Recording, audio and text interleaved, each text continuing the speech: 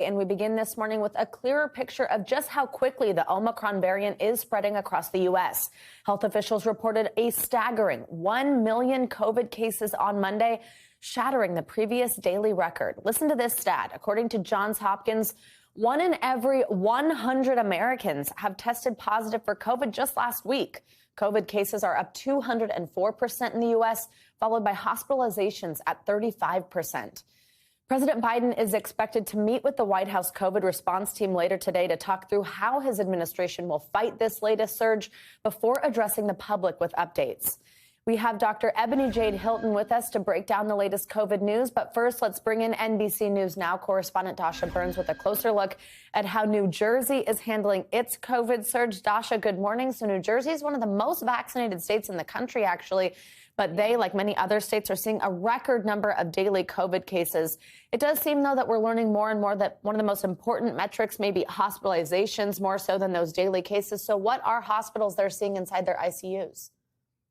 Hey, Savannah, good morning. Yeah, hospitalizations are at a record high in New Jersey. More people hospitalized in the state at this point than at any point in the last year, the most since May of 2020. We've been speaking to some folks over at University Hospital in Newark, New Jersey, and their CEO tells us that they've seen a doubling in hospital admissions over the last 7 days. He did say, though, that this variant seems to be less deadly, but credits that largely to vaccinations and boosters. Looking at their COVID patient population right now, not a single patient in his ICU has been boosted. Only one of their ICU patients has been fully vaccinated. And looking at their overall COVID patient population, about 70% of their COVID patients are unvaccinated. And that's really what they're stressing right now, because they are concerned that this variant is going to have a strain on the hospital system. Take a listen.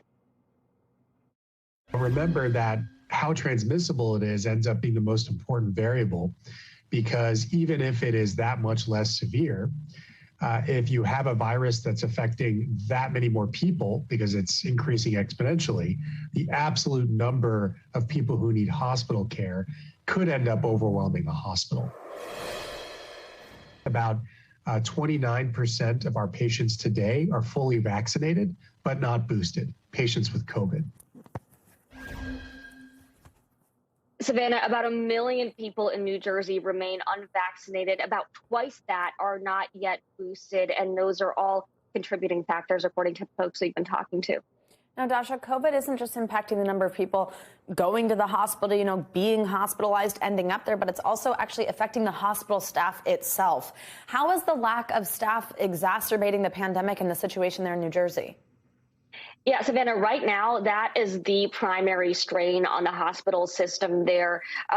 Staff are folks from the community. They're working within the community. So what you're seeing is a 1-2 punch where more people are winding up in the hospital at the same time as there's less staff to treat them, because they themselves are getting infected or getting exposed and are often taken out of commission for at least a week. The hospital we're talking about, University Hospital, right now has 100 staff members who are out due to COVID-related issues. And I want you to take a listen to what that really means for the hospital and for people who might wind up there. Take a listen. The crisis becomes obvious when you have hospitals being overwhelmed. And if you have a problem, or you have an injury, or you have a condition that needs care, and there isn't a bed or staff to take care of you, then the crisis becomes more obvious.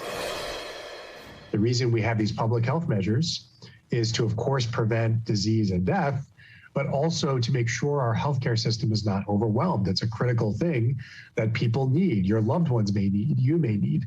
And so because we are starting to be overwhelmed, and we're certainly seeing more cases, that should be of concern to everybody to take this seriously.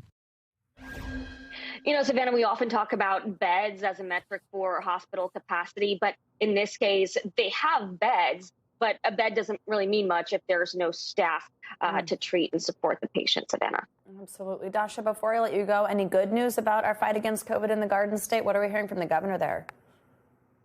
Well, the good news is right now, this is different than May of 2020, right? We have tools to combat this virus. We have vaccines, we have boosters, we have masks, and that is what the governor in New Jersey and across many states, the governors and health officials are pleading with people to get vaccinated and to get boosted and to take this virus seriously. The governor called this the Omicron tsunami in New Jersey. Take a listen to what he said.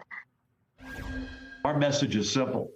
Take Omicron seriously, wear your masks, get your booster, don't take a cavalier attitude, and go get tested. The symptoms between a cold and Omicron may not be much, but there is a world of difference between the two. Savannah, he also said he believes that there are more cases and are being reported because of those at-home kits and some folks that are just not getting tested. So the real message here, take this seriously and do what you can to protect yourself and those around you, Savannah. The Omicron tsunami, what a way to put it. Dasha Burns, thank you so much. Thanks for watching our YouTube channel. Follow today's top stories and breaking news by downloading the NBC News app.